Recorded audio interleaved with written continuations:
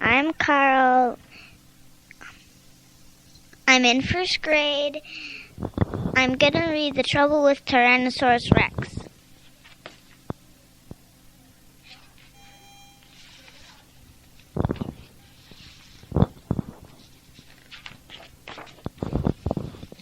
Long ago, when dinosaurs ruled the earth, there was one particularly hungry Tyrannosaurus Rex who was determined to gobble up all the other dinosaurs in the neighborhood. It got so bad that the littlest dinosaurs would scarcely come out of hiding even for a drink of water, and the more Tyrannosaurus Rex scared his neighbors, the louder he bragged, the more he strutted, and the better he thought of himself. In that same neighborhood, two young dinosaur friends named Duckbill and Ankylosaurus lived close to each other on the banks of a clear lake. One morning, when Tyrannosaurus Rex was off raising dusk someplace else, the friends were quietly munching plants and sharing their daydreams while they basked in the warm sun.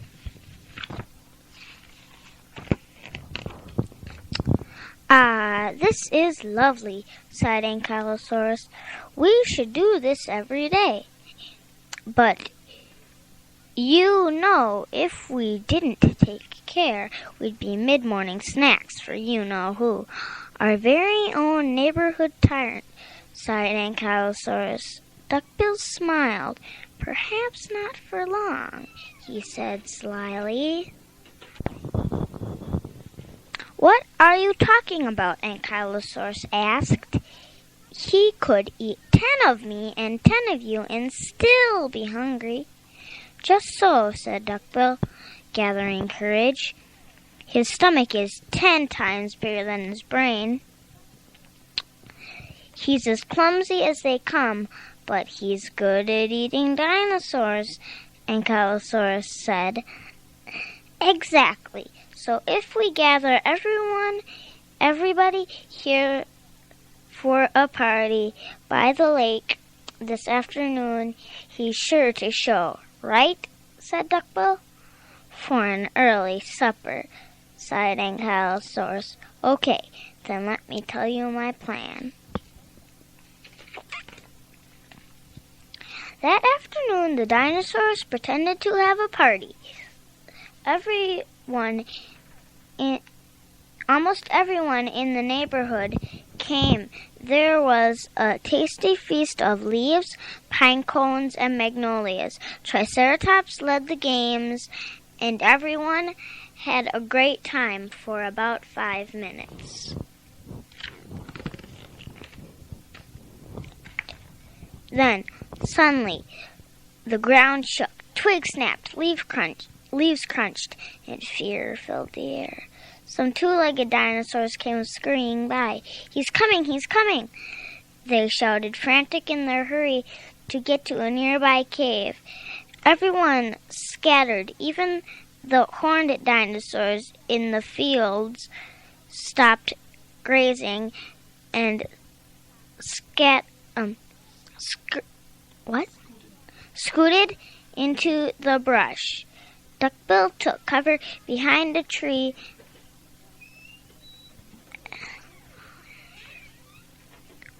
Only Ankylosaurus stayed where he was. This was part of the plan. As it happened, he was also too scared to move. All at once, Tyrannosaurus Rex appeared, crashing through a grove of trees. His sharp teeth glistened in the afternoon light, I do believe I found a snack, he cried.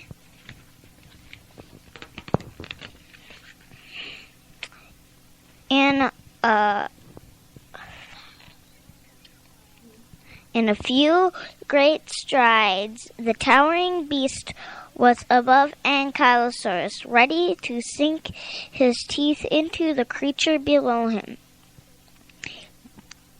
He snarled and cackled while Ankylosaurus shook with fear. "Wait!" cried the dinosaur. "Look over there. That nice soft duckbill would make much better lunch than me. More fleshy, no horns like me. Eat him."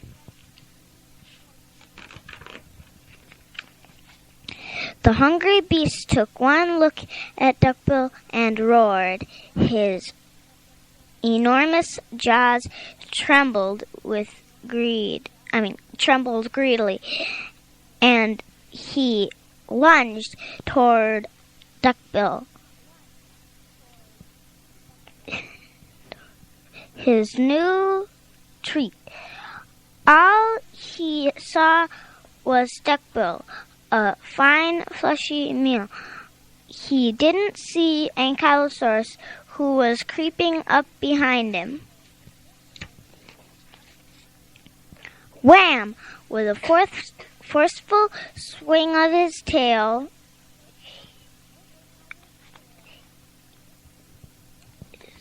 Ankylosaurus knocked the huge, clumsy creature off balance. He tumbled into the lake with a gigantic kersplash. Angrier and fiercer than ever, Tyrannosaurus Rex struggled out of the water, dripping wet. He cried and plunged directly at little Ankylosaurus. Just as Tyrannosaurus was about to seize his friend, Duckbill used his tail to hurl a glob of mud into the monster's eyes. Tyrannosaurus Rex tried to wipe the mud away, but his tiny arms were useless for the moment. He couldn't see a thing.